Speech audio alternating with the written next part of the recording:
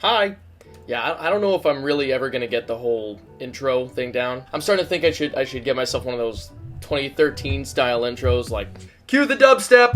Yo guys, what's up? Welcome back to my channel, back at it again with another banger for you. Nah, but actually, welcome back. If you clicked on the video, then you probably already know what we're looking at today. But if for whatever reason you don't, we are looking at this. This is the mental disorder iceberg made by user SpaghettiRush on Reddit. The 65 entries are made up of either disorders or symptoms of disorders that impact a person's behaviors, thoughts, and overall life. They're mental disorders. Around the 5th tier, the entries stop having as much information as those before them, mostly because after that it's mostly symptoms of mental disorders that aren't actually listed in the manual that I used to do my research. That manual, by the way, would be the Diagnostic and Statistical Manual of Mental Disorders, 5th edition, aka the DSM-5. Which is a guidebook for psychologists to diagnose mental ailments properly. I feel like because there's so much sensitivity around mental illnesses, I should probably make note that I decided to make this video about this iceberg specifically because I myself wanted to learn more about these mental illnesses. Obviously, there are tons more out there, but learning about just these entries is actually pretty good. There's a stigma around mental illnesses, and more specifically, some of the conditions in this iceberg. I'm hoping to at least a small extent that if anyone who watches this video has some misconceptions about a condition on here, that this video will clear those up. That's pretty much everything I have, so without further ado, let's jump right into it. Starting off all the way in the 1st tier is autism.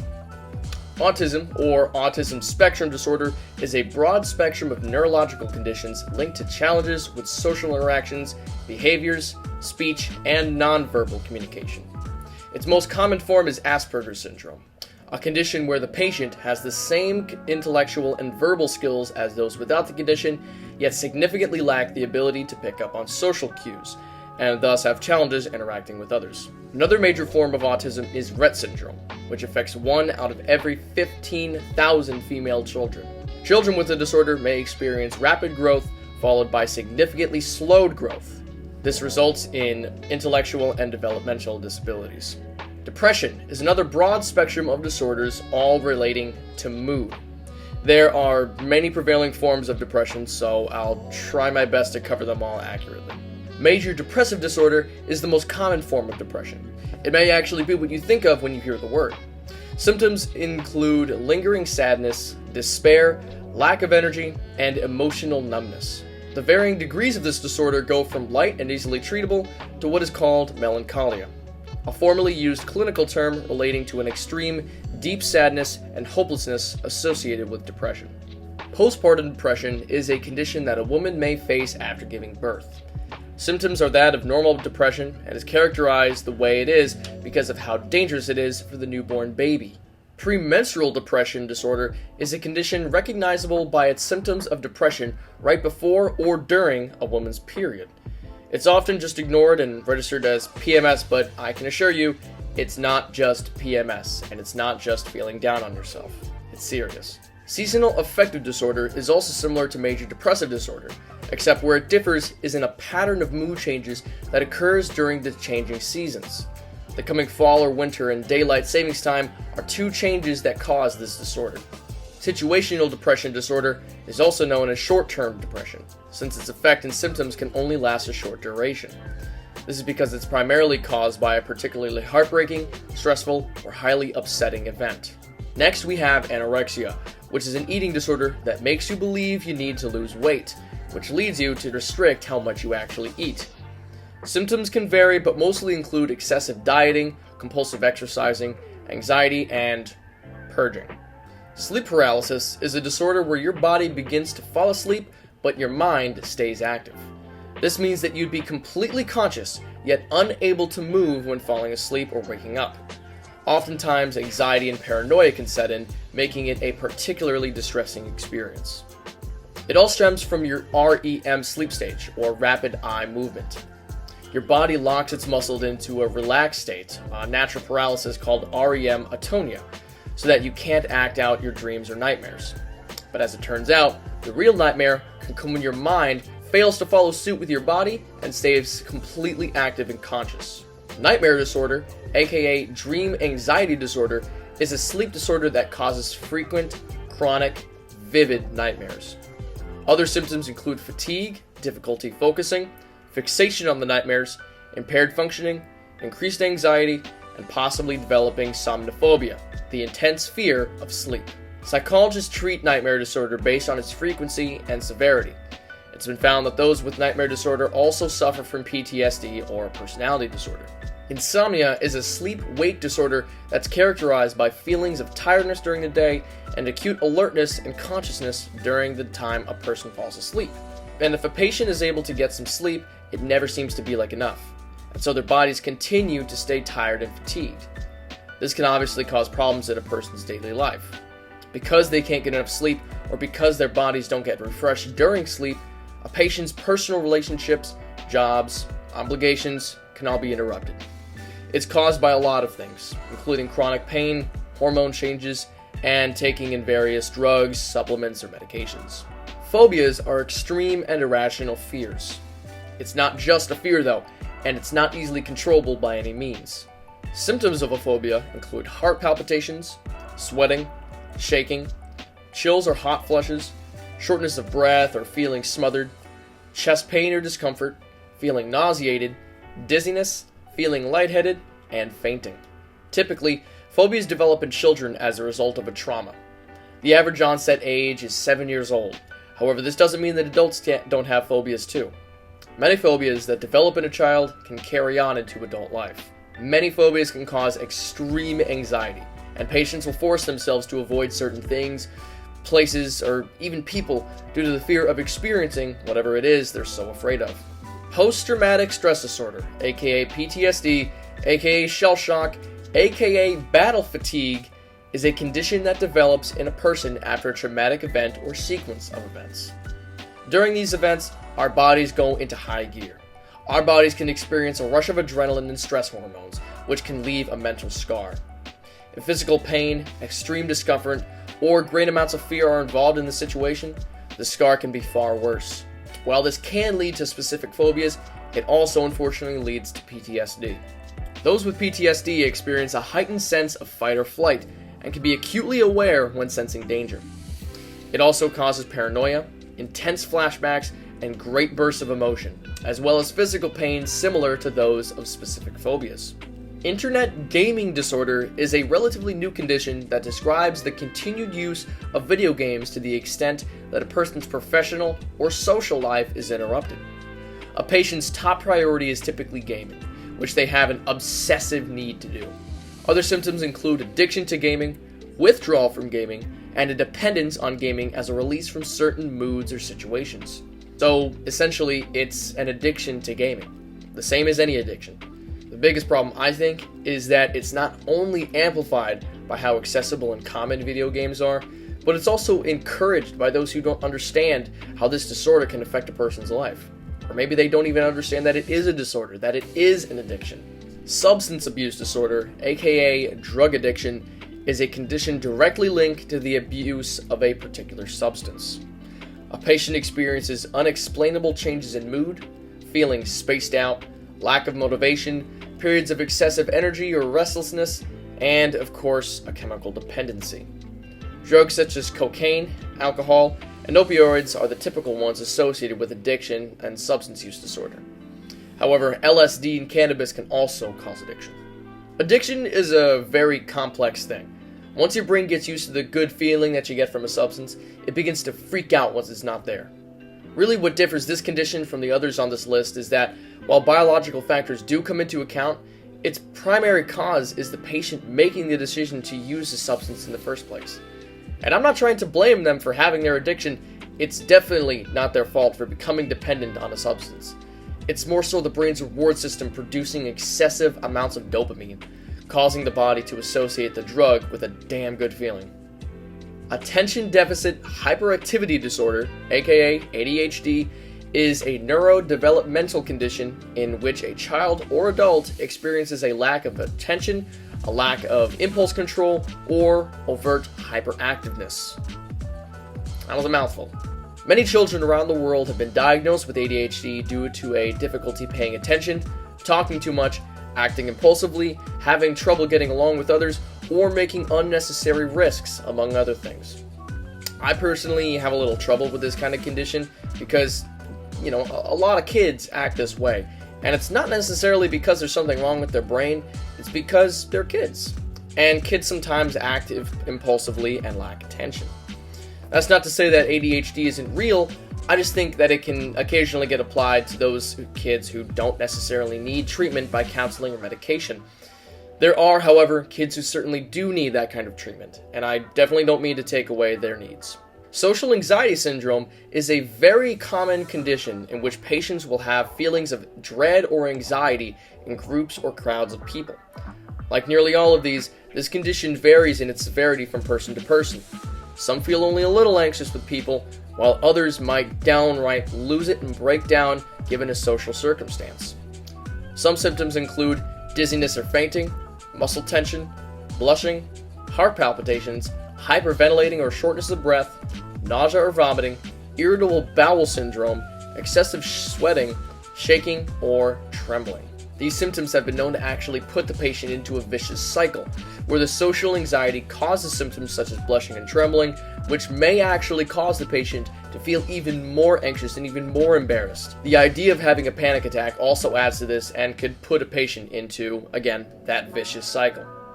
Exploding head syndrome is a mostly harmless sleep-wake condition in which the patient will hear loud noises such as thunder, gunshots, or explosions in their head, either when falling asleep or waking up.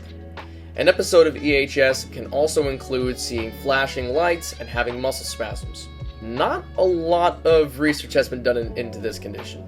Doctors and researchers don't really know how many people have it or what causes it, or even how to stop it for that matter. While perfectionism may be a personality trait to some, to others it's actually a serious mental condition, where a person will obsessively try to uphold impossibly high standards. Symptoms include feeling like you fail at everything, becoming obsessed with lists or rules, or avid procrastination due to the fear that you'll fail or miss the mark on a task. Generalized anxiety disorder, or GAD, is a condition you might commonly associate with the word anxiety. A patient will experience chronic, excessive worry or tension. However, there are far more symptoms that a person can experience depending on the severity. It ranges from being irritable and restless to trembling and feeling nauseated. Patients might experience all the symptoms or maybe only a few. Typically, GAD is treated with medication, talk therapy, the use of CBD oil, or exercise. Dyslexia is a learning condition often found in children, where the patient has challenges identifying sounds and associating them to words and letters, which often manifests itself in trouble with reading, writing, or math, among other things. There's no apparent cure for dyslexia, so if a child is diagnosed with it, they often get put into specialized educational programs or tutoring. It's important to assess the child's issues early on, because dyslexia can have serious implications on the life of a child and eventually that of an adult. Like perfectionism, body dysmorphic disorder manifests itself in the people who try to uphold realistic body and beauty standards. It's often amplified by the use of social media and the patient's personal relationships with others, be it with better-looking people or not. Also, like perfectionism, it's usually just considered a personality trait and often goes undiagnosed. Patients typically experience a preoccupation with a perceived flaw in themselves, a belief that others notice and mock the perceived flaw, and avoid social interaction because of this, among other things. This often leads to other conditions such as bulimia, GAD, or depression, also among other things. Alright, now we are on to Tier 2. Obsessive compulsive disorder is a condition that involves two main symptoms: obsessions and compulsions. Patients also experience distressing thoughts that won't go away, mostly regarding their obsession or compulsion. Ritual acts that they can do can sometimes seem like just being overly careful or superstitious. However, it's a bit more than that. Patients have problems where they literally cannot do such things as leaving without turning a light on and off, or knocking on the refrigerator 5 times every time it's opened, or whatever else. Patients will obsess over these compulsions to a point where it affects their daily life or personal relationships. And it isn't their fault either. OCD is believed to be caused by a mix of personality, brain function, and environmental factors, among other things. Oppositional defiant disorder, or ODD, is a condition which causes patients to feel patterns of unwarranted, unnecessary anger or defiance toward authority figures. It's typically found in children who are inexplicably defiant towards their parents. Patients of ODD are very irritable, emotional, and very resentful. It's commonly mistaken for just a strongly willed child. However, as it seems with some of those strongly willed children, it is way more than that. Yep. This is a controversial one. Transvestic disorder is a condition in which patients feel unusual amounts of sexual arousal while cross-dressing. I'm not even going to get into it because there are a lot of opinions surrounding this condition. So if you want to find out more, I highly recommend using google.com, which I used a lot in making this video. So, yeah. Anyway. Schizotypal personality disorder is a cluster A personality disorder, which is commonly associated with odd or particularly eccentric behaviors. Symptoms include having trouble keeping relationships, being described as peculiar or eccentric, and having strange or magical thoughts, which is the belief that there are spirits, spiritual or physical signs, guidances, etc. all over the place. Patients have a warped view or understanding of reality, like they might assume a person is acting a certain way just for them, or a particular detail is there as a sign or call for them to act on something completely unrelated. Sometimes patients are aware of this, and sometimes they're not. It's one of 10 personality disorders and typically associated with schizoid personality disorder and paranoid personality disorder. It is also related to schizophrenia, as many patients of schizotypal personality disorder develop schizophrenia later in life.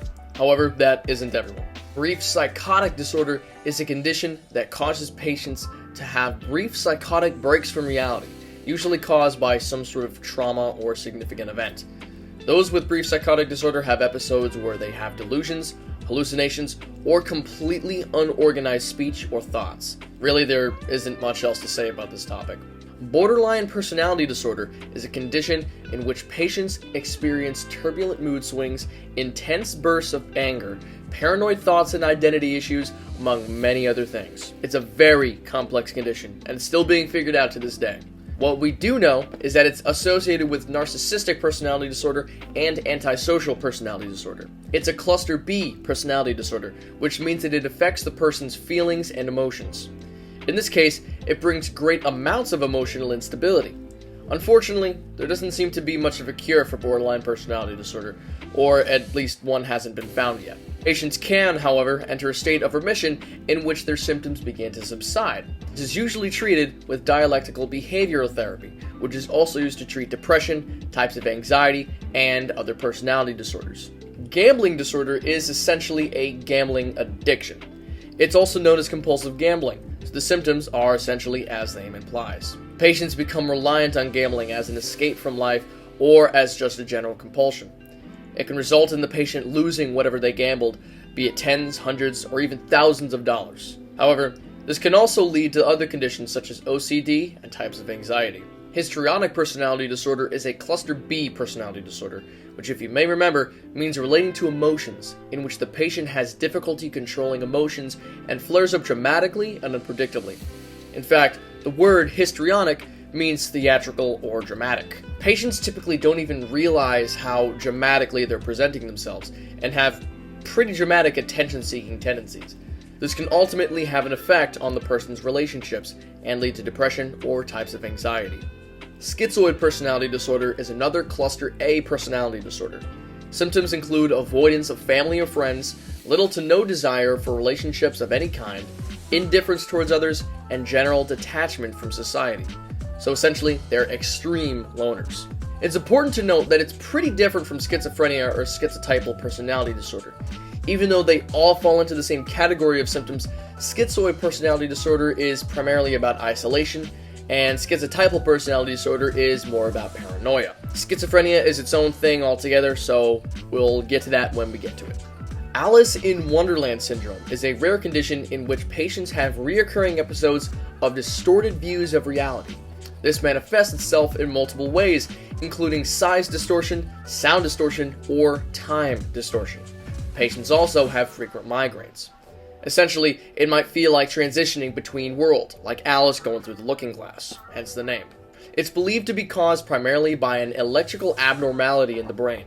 Other possible causes include brain tremors, seizures, use of cough medicine, or hallucinogenic drugs, or epilepsy. However, one study has shown that 33%, or 1/3 of patients, have had one or more infections at the time.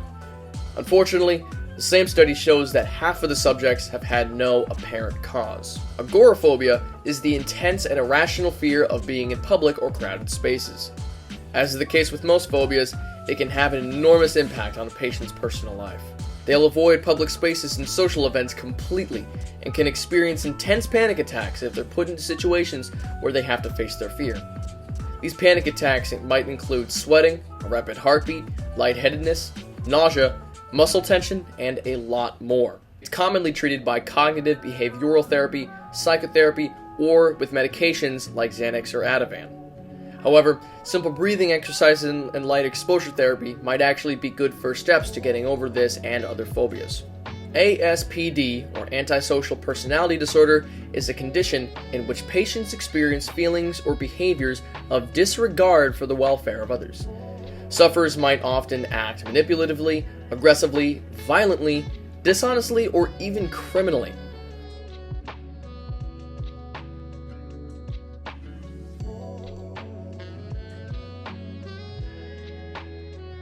All of this is typically for personal gain.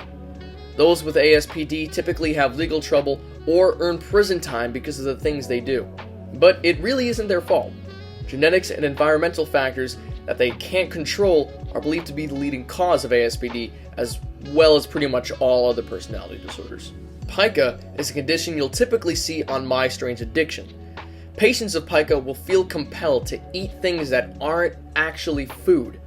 Strangely enough, it's believed to be caused by a nutritional deficiency. For example, a person with an iron deficiency might actually feel compelled to eat some inedible material. It's the brain's way of telling the patient that they have an issue. Patients, because they eat such things that should not be eaten, often have gastrointestinal issues such as nausea, stomach pains, intestinal blockages, constipation, or vomiting. What's more concerning is that sometimes a patient can ingest a toxic ingredient like lead or pesticides. The other major concern is that a pregnant woman with pica might harm the fetus inside of her or even induce a miscarriage. Narcissistic personality disorder is a condition in which patients will have a very self-centered worldview and can act very manipulatively or act with a lack of empathy. This usually has a pretty big impact on the patient's personal relationships and can cause depression or types of anxiety. Most of us will encounter a lot of narcissism in our lives, and we damn sure show it sometimes too. But that's a personality trait. It's different from having a legitimate personality disorder. When it's a mental health condition, it's mostly chronic, uncontrollable, and is not easily cured. Really quickly, if you guys think I'm doing a good job with this, and if you think I deserve it, I really would appreciate it if you like the video and subscribe to the channel. Every little interaction matters, so if you do decide to support the channel, I really would appreciate it. Thank you. Now we are on to Tier 3, beginning with schizophrenia. Schizophrenia is a condition in which patients have highly unusual behaviors, delusions, and hallucinations. A patient's delusions may be paranoid, when they think they're being watched or attacked or something like that, nihilistic, when they think they're going to die or something, or even grandiose, when they think they are famous or wealthy. However, their delusions can go far worse than that. There are a lot more very complex systems, so I'm not going to go too deep into the details, but these symptoms include incoherent speech, disorganized motor functions, catatonia, and an apparent lack of emotion. These symptoms can be constant, they can be reoccurring, or they can just not be there at all. Every patient has different symptoms. Researchers don't actually know what causes schizophrenia. One study from 2014 shows that abnormalities in brain structure lead to schizophrenia, but a more recent 2020 study shows that there's a link between schizophrenia and the lower level of a particular protein in between brain neurons. Again, they don't know for 100% sure what causes schizophrenia, so a lot more research has to be done. DID, or dissociative identity disorder, is a condition commonly misunderstood to be a personality disorder due to its former name, multiple personality disorder. Essentially, patients experience a shift between two or more different identities within the same body. Honestly, I didn't fully believe that DID was even a thing. I first heard of it from Total Drama Season 4 when a character named Mike suffered from multiple personality disorder, which would become a major plot point for the whole season. So I thought that there was no way that it was real. I thought it was all made up. But I was very wrong. DID is very real, and it has some pretty big implications for the patient. Patients experience dissociative amnesia, blocks in their memory, a sense of depersonalization, and a loss of bodily control. The different personalities or identities might have different decision-making processes, preferences, skills, or anything else really that makes a person who they are. So a patient might be confused when they find or hear something about something that they did, but don't understand or remember anything about it. It's a very scary condition. Oneirophrenia, I think I'm saying that right, is less of a mental health condition so much as it is a symptom of something more. It's described as a dreamlike or hallucinatory state where a patient will experience a disconnection with their feelings, similar to schizophrenia. However, they also have a disconnection with their senses and awareness. It's typically a symptom of extended sleep deprivation or drug use. Erotomania is similar to oneirophrenia in the sense that it isn't exactly a condition on its own, though it certainly can be. It's more of a symptom of something greater, such as schizophrenia. Patients of erotomania will fully believe that a person is in love with them when really it's pretty clear that they don't. It could be someone that they know personally or someone that they don't know at all, like a celebrity or politician. It's completely unreasonable and irrational belief, which is why it's usually considered a delusional symptom of schizophrenia or something like bipolar disorder. Parental alienation is something really only found in children, where they're manipulated into hating their parent, or at least to the point where they refuse to have a relationship with the parent. It's mostly found during a divorce, where one parent convinces the child that the other parent hates the child. This, again, is not an actual diagnosable condition from the DSM-5. However, it is a psychological state that's embedded into a vulnerable mind by outside influences. A child is supposed to see their parent as someone who they can trust. If the parent has done nothing wrong, then the child should really have no reason to hate the parent. So for the other parent to come in and mess with the natural reaction of love and trust in your parents, it's pretty disgusting, and I would consider it child abuse.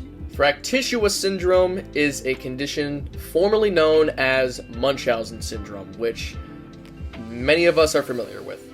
Patients of this condition will deceive others into believing that they themselves or others have a serious medical condition like cancer. They do this by whatever means, such as appearing sick or fabricating documents with their diagnosis. Sometimes they'll go as far as to actually injure themselves or get themselves sick. However, it can also be where the patient makes their child or other dependents sick for the sole purpose of gaining the sympathy and attention. This is formerly known as Munchausen syndrome by proxy, and now known as factitious syndrome imposed on another, or FTIA. However, the name has changed plenty of times, and honestly, it's probably going to change again. Munchausen syndrome, or Munchausen by proxy, is just the most popular name. The most popular and notable case of this condition is that of Dee Dee Blanchard, who was murdered by her daughter Gypsy and a boyfriend after she claimed for years that Gypsy was sick. But that's a topic for another time. Rumination disorder is an unfortunate condition where a child or infant will regurgitate already chewed and swallowed food without any apparent nausea. Then it's either spit up or rechewed and reswallowed. This typically comes after a period of normal functioning and isn't a sign or symptom of something else like gastroenteritis or acid reflux. Honestly, I'm sickened by this, so I'm just not even gonna go that farther into it. Dependent personality disorder is a condition in which a patient will feel dependent on others to make minor decisions. Symptoms include indecisiveness, avoiding responsibility, fearing abandonment, and having a lack of self-confidence. Like most other personality disorders, its causes vary. However, they can be boiled down to environmental factors, genetics, and development. DPD can lead to other conditions such as types of anxiety, OCD, or even specific phobias. Bulimia nervosa, also known as simply bulimia, is a condition marked by binging and purging. Patients will have binging episodes where they load up on foods and then either excessively start exercising or fasting or simply purging or vomiting.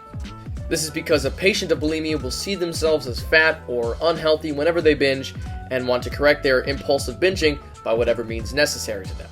Keep in mind, bulimia has no shape. Anyone of any size can suffer from bulimia. So just looking at their physical size isn't enough to know if they have bulimia or really any eating disorder. However, bulimia does carry physical symptoms such as dehydration, yellowing of the teeth, gastrointestinal problems, broken blood vessels in the eyes, and scrapes on the knuckles or backs of the hands. Other signs to look out for include going to the bathroom right after eating, hoarding food in strange places, and excessive exercise, among other things. Obviously, these symptoms are not exclusive for bulimia, so if you see any of these in a person, don't be alarmed, just keep it in mind.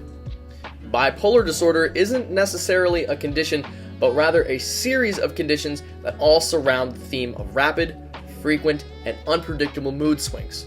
In general, the types of mood swings patients of a bipolar disorder will experience are manic episodes, depressive episodes, and hypomanic episodes.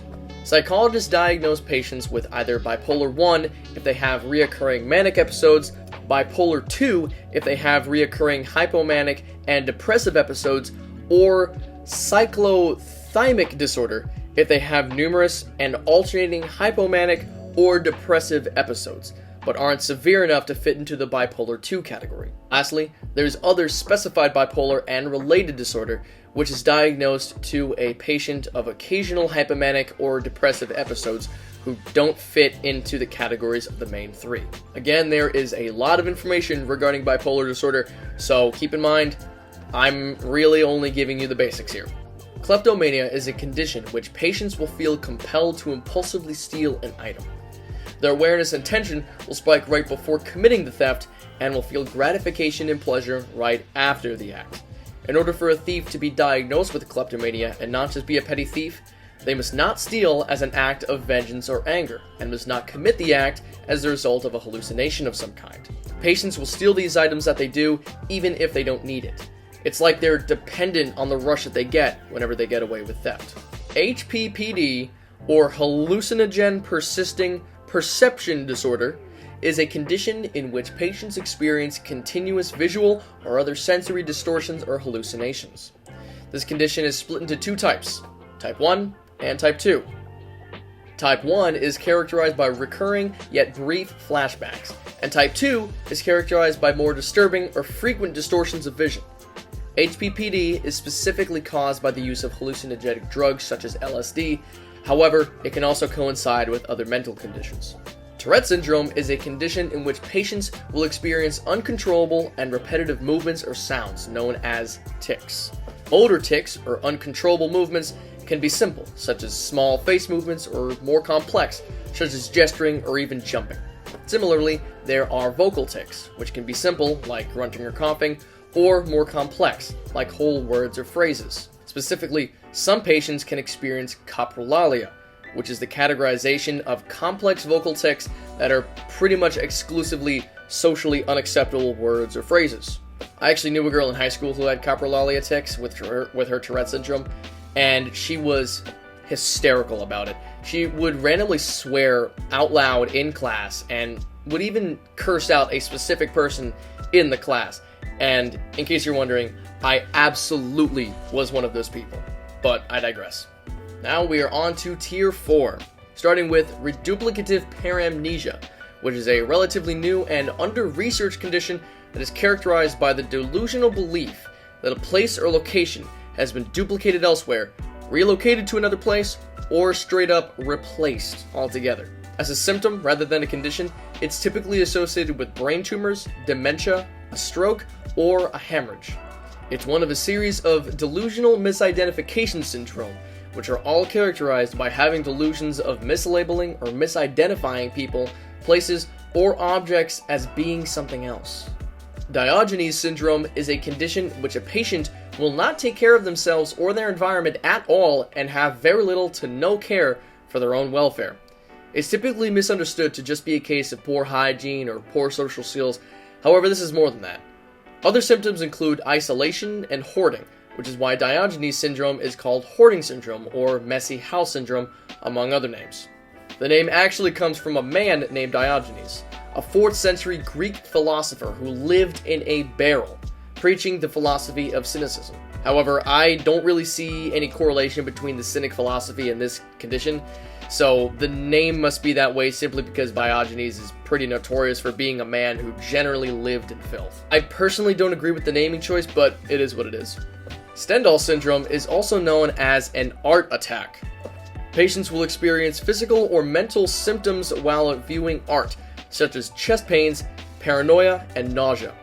It seems to be brought up by intensely beautiful sights or pieces of art that inspire great amounts of emotion.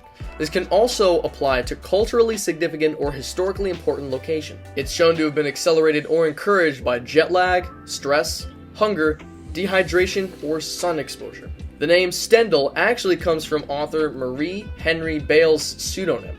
Bale himself actually wrote about a particular art attack he experienced in Florence's Basilica of Santa Croce, which is why it's also sometimes referred to as Florentine syndrome. Coro syndrome is a condition that is characterized primarily by an intense fear that a patient's genitals are retracting or shrinking. It's typically triggered by the mention of genitalia or sex, which causes a patient to start thinking about the possibility that their genitalia is retracting into their body somehow. Strangely enough, though, this condition seems to have spread from person to person in much of Asia, making it a kind of mass hysteria. However, it also appears to be a symptom of something greater, like schizophrenia or body dysmorphic disorder. It isn't always that, though. Usually it's just an irrational fear.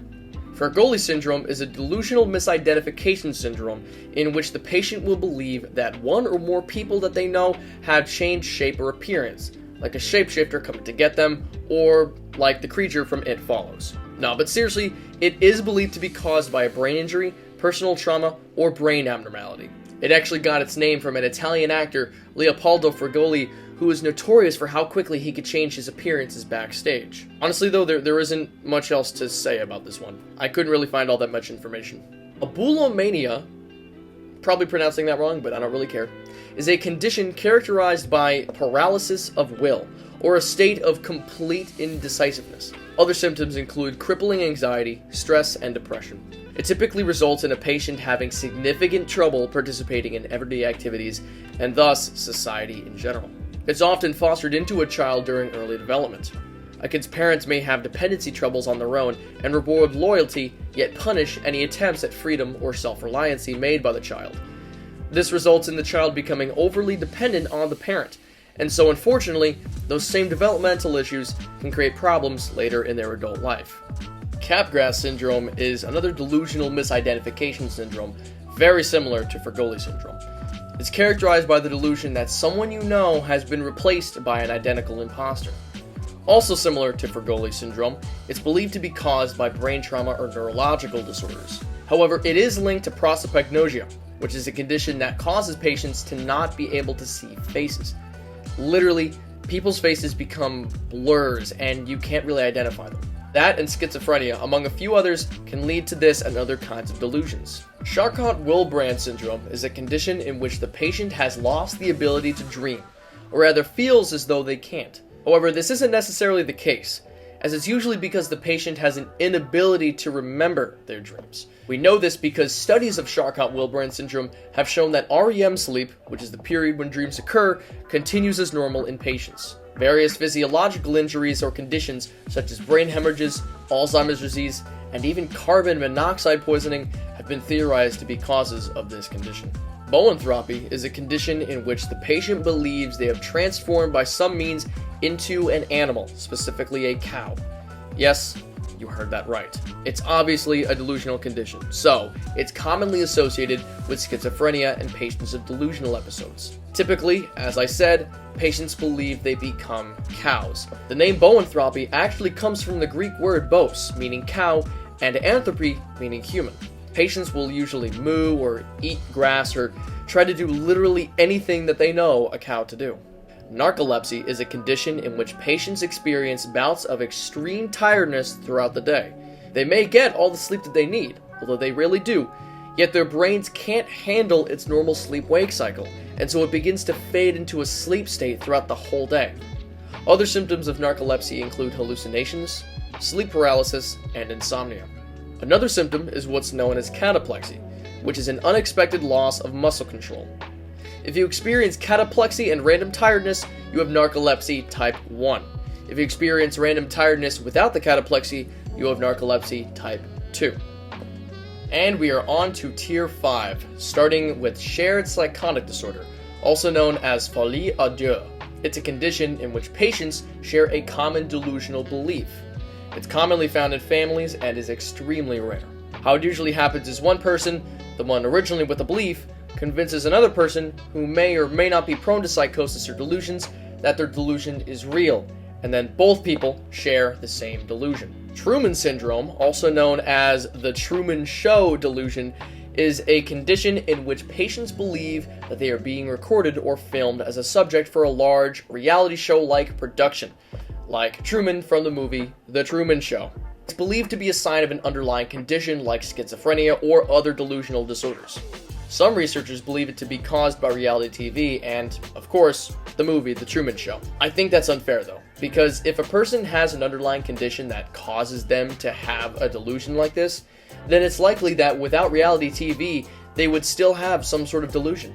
It just so happens that pop culture influences delusions just like it does everything else. Clinical lycanthropy, also known as lycomania, is a condition in which patients begin to believe that they are turning into an animal, but more specifically, like they are werewolves or beginning to transform into one.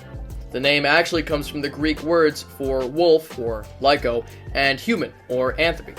It's very similar, if you may remember, to boanthropy. It's believed to be a sign of a brain injury, dementia, or even drug withdrawal. Patients will begin to believe that they are experiencing physical changes like growing a tail or even more hair on their arms or legs. They might also growl or howl or walk on all fours. Alien hand syndrome is a condition in which patients experience their limbs moving seemingly on their own. It's again likely caused by a brain injury, aneurysm, or other trauma. Patients will experience episodes where they do not have control of their own limb, usually their hand. This is likely because of a disturbance in their heads that stops a certain hemisphere of their brain from communicating with the other. Studies have shown that parts of their brains tend to have isolated activity within that part, which may lead to an uncontrollable movement. Hysterical blindness is a condition in which patients experience periods of temporary blindness as the result of an illness, injury, or psychological trauma. These events can cause the brain to temporarily shut off impulses from the eyes to the brain and try to block the source of the trauma. There really isn't a lot more to say about this condition, and you'll see that as time goes on, but yeah. Now that is the end of Tier 5, and if you thought that was short, just wait for Tier 6 and 7, which have 3 each. And starting off with Tier 6, we have Kluver-Bucy syndrome, which is a condition in which patients display some strange behaviors. The main symptoms include putting non-food items into the mouth and very sexual behaviors. Other symptoms include memory loss, a loss of anger or fear responses, and seizures. It's supposedly caused by brain lesions or damage to the limbic network of the brain. A diagnosis of Kluver-Bucy syndrome can easily be made in error, since a lot of the symptoms are shared with conditions like pica and Alzheimer's disease. Apotemnophilia, also known as body integrity identity disorder, which is what it's most commonly referred to as by professionals, is a condition in which patients feel an urge to become paralyzed or amputate one of their limbs. They may go about fulfilling this urge either by finding a surgeon who can perform an amputation, or unfortunately can resort to self-amputation, which can obviously be deadly. It's commonly believed to be caused by OCD or related symptoms, childhood trauma, or an over-identification with amputees. Not fulfilling their urges can cause emotional stress or other traumas, since for the patients of this condition, being paralyzed is a part of their chosen identity. Cotard syndrome, aka the walking corpse condition, is a delusional condition in which patients believe they're dead, dying, missing body parts, or simply do not exist. Typically, these delusions spring from voices they hear inside their head telling them that they are dead or otherwise. Patients might actually stop eating or taking care of themselves since, what's the point? They're dead. It's believed to be the result of various brain traumas or injuries, such as dementia, a stroke, or schizophrenia. However, it's usually recorded in association with a brain bleed, brain lesions, or neurological damage. And finally, we are at Tier 7, starting off with pyrophilia. Pyrophilia is a type of paraphilia, which means that the patient gets a sexual thrill out of unusual or extreme things, such as pedophilia or sexual masochism. Pyrophilia, therefore, is a condition in which patients get sexual gratification or pleasure out of fire in whatever nature or sense. This includes fire stations, fire-starting materials, fire alarms, and, obviously, fire itself. But the point is that it's not just about physical fire. The danger with this condition lies in how a patient may go about fulfilling their fantasies. They could start a random fire, play with lighters, set off a fire alarm in a public place, all which could result in themselves or others getting hurt. This is pretty typical with topics at the bottom of an iceberg, but I swear, there was hardly anything about this condition that I could find. All the others, especially the ones at the top, had a plethora of knowledge, especially from the DSM-5, a plethora of knowledge about these topics, but now it's not so much. But anyway, not to be confused with autophagy, which is a natural, normal, biological term. Autophagia is a condition in which patients bite or eat their own body. 9 times out of 10, this usually manifests itself in a patient simply biting their nails or hair, which is usually because of anxiety. But in some cases, they will gnaw on their own fingers or hands and even cause amputation or ingestion of their own flesh. Obviously, the symptoms range from very mild to literally life-threatening, so it's kind of hard to pinpoint only a few causes. It could be simple anxiety, or something like schizophrenia or bipolar disorder. Patients of these conditions are prone to experiencing command hallucinations, which is the kind where an inner voice makes commands. Obviously, though, that's not everyone. Quite frankly, I don't even know why this one's here. Folie en famille is a condition in which the members of a family share the same specific delusions. Or you might remember back in the 5th tier, there was one called shared delusional disorder. It's pretty much the same thing, except this is a specific subtype in which the members of a family share the same delusion. I could really only find one specific article that's unique to this condition or this situation. The article, all in Italian, describes a case in which 2 brothers lived with their dead father's mummified corpse for 5 months. They apparently did this for some reason because they shared the delusion that their neighbors, the Italian Prime Minister, and the Pope were plotting against them. At least one of the 2 men were described as aggressive, with poor hygiene, and highly delusional. When police found the body, the smell that was reported was pretty much what you'd expect. It was terrible. Both the men were apparently admitted into a psychiatric hospital. I obviously can't really verify that this actually happened. The website that I found didn't really provide any other sources, and again, it was all in Italian, so there's probably some missing information there. But regardless, that's what I found. And that's that, everyone.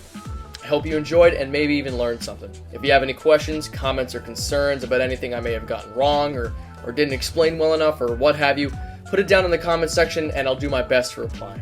And again, if you think I deserve it, I really would appreciate your support by liking the video and subscribing to my channel. Finally, if you made it to the end of the video, thank you very, very much for watching. Bye.